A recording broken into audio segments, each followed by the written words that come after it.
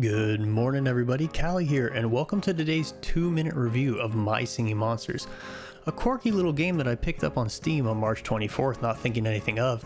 Actually going, well, this is something I'll probably log into and then end up deleting pretty soon. However, as I dove into this game, I realized that this little game that actually been around since 2012 on mobile and is making its debut on console later this year is actually one of the most fun times I had playing around with a simple free-to-play game in a while. In addition to that, I feel like I had stumbled upon what might be the greatest kids game that I had seen in recent years.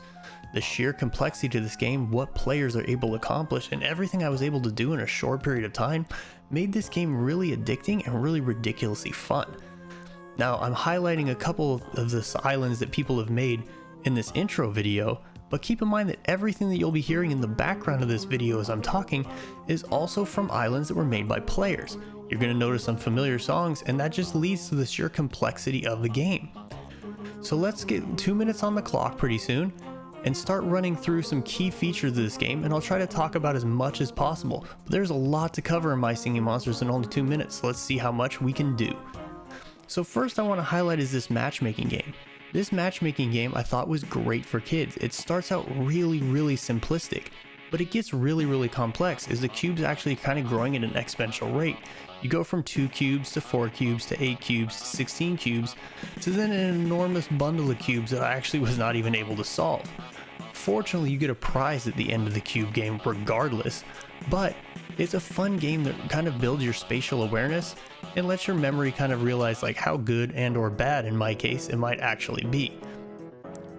But then you kind of move on to the game as a whole, which is all about composing music via different monsters.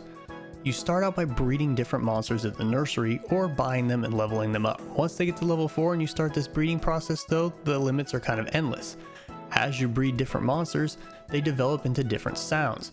Each monster has its own tone, which is going to be taken to your composer island, placed on different frets, and those frets will then start creating the music that you hear going on in the background as it is.